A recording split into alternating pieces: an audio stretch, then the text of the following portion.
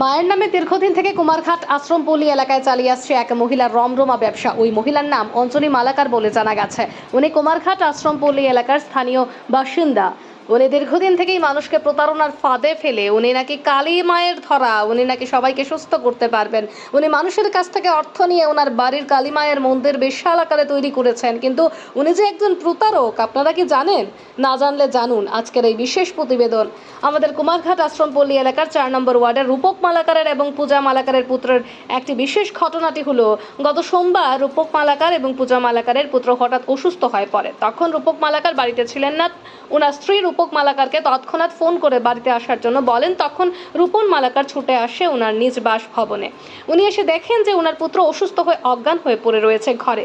শিশুটির বয়স মাত্র 4 বছর। উনি তৎক্ষণাৎ দেরি না করে কুমারঘাট হাসপাতালে নিয়ে যান। তখন স্থানীয় চিকিৎসা করার পর ওকে আরও উন্নত মানের চিকিৎসা করার জন্য কৈলাসহর জেলা হাসপাতালে রেফার করে। তখন কৈলাসহর হাসপাতালের চিকিৎসা করার পর অবস্থা বেগতিক থেকে সেখান থেকে উন্নত মানের চিকিৎসার জন্য আগরতলা জিবি হাসপাতালে রেফার করে বলে জানা গেছে। কিন্তু যখন রূপক মালাকার এবং তার স্ত্রী পূজা মালাকার ওনাদের পুত্রকে নিয়ে জিবি হাসপাতালের উদ্দেশ্যে রওনা হয়েছিলেন, তখন কুমারঘাট আশ্রমপল্লী এলাকার স্থানীয় বাসিন্দা কালীমায়ের ধরা অঞ্জলি মালাকার ওনাদেরকে ফোন করে বলেন যে তোরা ওকে আমার কাছে নিয়ে যায়, আমি গ্যারেন্টি সহকারে বলছি আমি তোদের পুত্রকে ভালো করে দেব। ওনারা তৎক্ষণাৎ মাঝ রাস্তা থেকে ওনার ওভার কনফিডেন্স দেখে ওই ভণ্ড কালীমায়ের বাড়িতে ওনাদের পুত্রকে নিয়ে আসেন। তখন এই ভণ্ড মহিলা কিছুটা উল্টোপাল্টা টুকটাক করে ওদেরকে সান্ত্বনা দেয় যে ওদের পুত্র নাকি সুস্থ হয়ে যাবে। কিন্তু মঙ্গলবার সকালে ওই ভণ্ড মহিলার বাড়িতেই রূপক মালাকারের পুত্র শেষ নিঃশ্বাস ত্যাগ করে।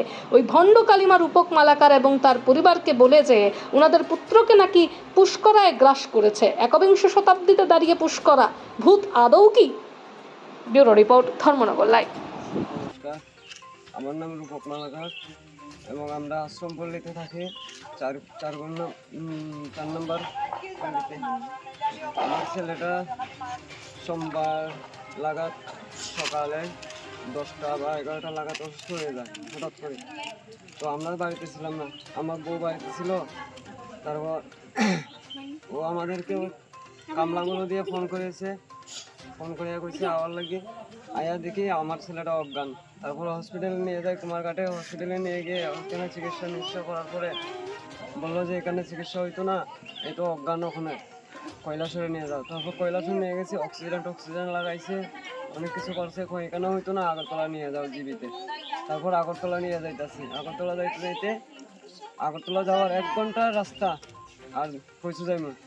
তারপর এখান থেকে কল আইছে আশ্রমপল্লী কৃষ্ণকালী আশ্রম মন্দিরের সঙ্গেই বাড়ি, এই মানে খালির ধরা আছে। এনে কইতেছে এক্ষুনি লইয়াও তোমার ছেলেরে পুষ্পুরায় ধরছে,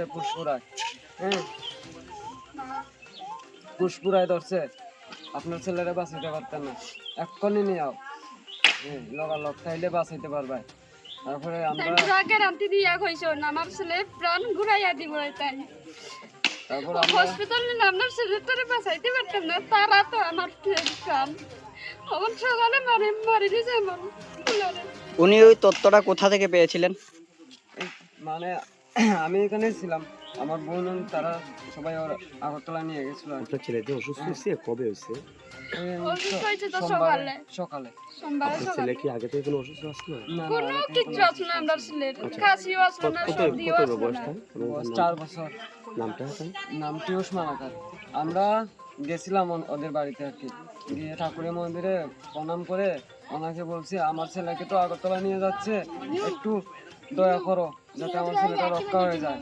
এখান থেকে তো দয়া করা যাবে না, এই করা যাবে না, কেলু ভাষায় কথা বলে, দয়া করা যাবে না, এই যাবে না, আপনারা যত তাড়াতাড়ি পারেন নিয়ে আসো, ওকে পুষ্পুরায় ধরেছে, পুষ্পুরায়, নাহলে বাঁচাতে পারবেন না, এই সেই করে না পারতে আমরা ফোন করে বললাম হাই নিয়ে আয় তোরা।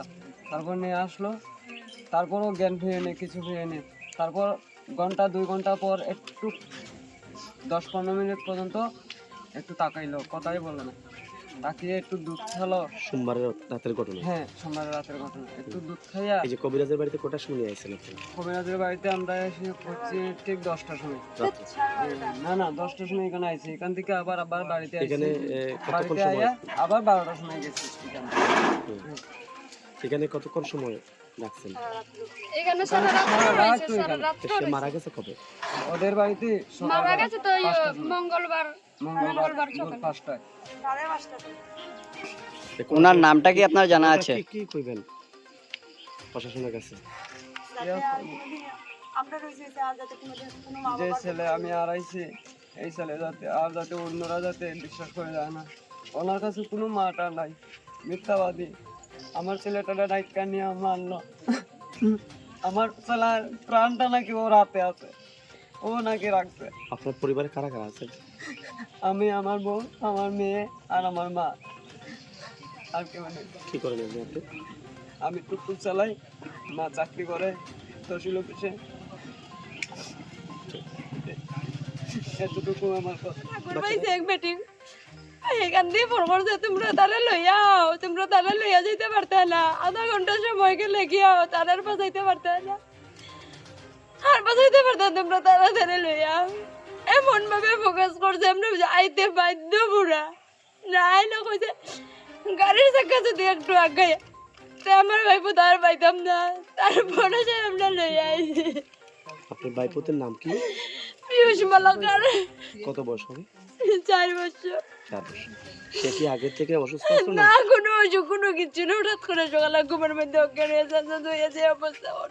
ডাক্তার পরীক্ষা নিরীক্ষা করে কি করে? ডাক্তার বলছে এখানে বাইরে এখানে আর কোনো চিকিৎসা হইতো না, তারা চিকিৎসা করার মতো কোনো জিনিস এখানে নাই, বাইরে লইয়া যাও বাইরে লইয়া যাও। আমরা লোকের দেরি করছি না, 10-15 মিনিটের ভিতরে যেমনি তেমনি ব্যবস্থা করে লইয়া গেছে। লইয়া যাও অর্ধেক রাস্তা গিয়ে ফোনটা যাওয়ার পরে আমরা পাগলের মতো আপনারা এক পা আগাই দিয়ে দেন না বেটে, আইলে এখানে ভালো হইব, আইলে এখানে ভালো হইব। আধা ঘন্টা সময় গেলে আর পাইতাম না তারে। কে কইছে এই কথা? যে ওই যে কালীবাড়ি নি না কিতাবাড়ি, কোন জায়গাতে এটা? এটা কুমারঘাট আশ্রম বলি দি কোন জায়গাতে আছে, কৃষ্ণকালী আশ্রমের লগে বাড়ি। ওনার নামটা কি? নামটা সঠিক আমি কইতাম পারতাম না। ওনার মেয়ে কইতাছে ফুসফুরায় পাইছে। মাজি দুজন ছেলেরে ফুসফুরায় ধরছে, তাড়াতাড়ি নিয়েও নিলে 1 সেকেন্ডও বাঁচাইতে পারতে না। এসে আনছি, আনার পরেও জ্ঞান ফিরাইতে পারছে না। তারপর 2 ঘন্টা 3 ঘন্টা পরে অল্প জ্ঞান ফিরাইছে। সকালবেলা আমার ওখানে যখন আস্তে গেছে রাত্রে তারা আসলো, আস্তে আবার রাত্রে অজ্ঞান আসলো হয়ে গেছে, সকালবেলা। আবার লইয়া গেছে ওদের বাড়ি। ওদের বাড়ির দুজনেরই কি মানে ঠাকুরের ধরা রয়েছে তারা আপনাদের? কথা করতে আমি বিশ্বাস করি না, এখন তারা মা না, আমি এই দুজন ঠাকুরের। তুই মুখ বন্ধ কর, আমি কইতাম তো ওনাদের বাড়ির ঠিকানাটা আমাদের কুমারঘাট আশ্রমপল্লী এলাকায়। এলাকার ওই আশেপাশে আছে।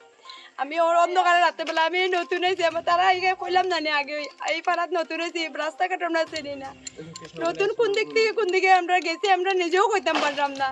এমন অবস্থা, কার মা বাবা চাইবো নিজের সন্তানটা নিজের হাতে হত্যা করতো? কেউ চাইবো নি। সোমবারে অসুস্থ হয়েছে হে, হওয়ার পরে কোনো অসুস্থ হয় না, প্রথমে আপনারা কুমার হাসপাতালে নিয়েছেন, কুমারঘাট হাসপাতালে সেখান থেকে কৈলাসহর থেকে আগরতলা লইয়া যাওয়ার লেগে জীবিত যাওয়ার লেগে আমরা রোয়ানা দিছি। অর্ধেক রাস্তা যাইতাম পারছি, আর আধা ঘন্টা 1 ঘন্টা জায়গার রাস্তা রয়েছে।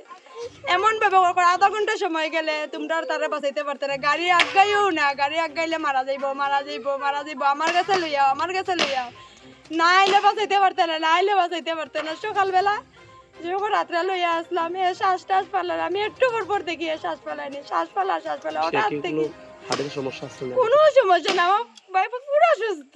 সকালবেলা মোবাইল টোবাইল দেখছে করো, যেদিন ঘটনা এদিনও মোবাইল টোবাইল সকালে উঠছে, উঠে আপনাদের কি মনে চকলেট হইতেছে খাইছে। সে এটা যারা তাইনার কারণে এটা হয়েছে। আমার কাছে আমার একটা অনুরোধ, আমরা যে দল আনাইছি আর যাতে এইরকম ভাবে এইরকম ধোঁকাবাজি খাইয়া যাতে আর কোনো দিন যাতে এইরকম কোনো ঘটনা কেউ করতে পারে না, কেউ যাতে এটা বিশ্বাস না করে এইরকম ভাবে যায় না। আমরা ওটাই উত্তর, আর কিচ্ছু চাই না। এই ম্যাটারটা নিয়ে আপনারা পুলিশ কর্তৃপক্ষের সঙ্গে কথা কইছেন? আমরা যা দল আড়াইছি, আমরা কোনো পুলিশ গেছিলাম, আমরা আড়াই লিছি যাতে এইরকম সমালোচনা নিয়ে কেউ যায় না। আমরা আর কিচ্ছু যখন চাই না। প্রাণটা চলে যায় তখন ওরা কয় তারা তুই সকাল ফুসফুরায় নিয়ে সারা যেতে রাত্র আসলো তোর ছেলের প্রাণ। আমি রাখছি, আমি তোর ছেলের প্রাণ পরে ফিরাই দিব 6 মাস পরে, 3 মাস পরে, এইভাবে কইতাছে। সারা ওই রাত্র মহিলাটা থাকার বলছে। পরে সকালবেলা যখন দেখছি আমরা যে শ্বাস ফেলাইতে পারেন না, শ্বাস ফেলান না, ছেলেটা গেছে কিনা তখন কয় যাও সে হসপিটাল মারা লই। গেছে কটার সময়? 5টা 5:30 কি গতকালকে মঙ্গলবার? মঙ্গলবার আপনারা ওনাদের বাড়িতে কখন নিয়ে গিয়েছিলেন? রাত্রে 12:30 ঠিক আছে। কি বললো ওরা? ওইলো তো বাঁচবো থাকবো, সকালে হাঁটবো খেলবো, ওই কিচ্ছু হইতো না। সকালে যখন দেখছি তার শরীরে শ্বাসই পালান না, তখন আমরা কিতাগো দেখো আমার ফুলাতে শ্বাস পালান না, খাইও এটা কিচ্ছু হইছে না, এমনি ঘুমাই রয়েছে। আমি ওই কিতাগো ঘুমাই রয়েছে। ঠিক আছে।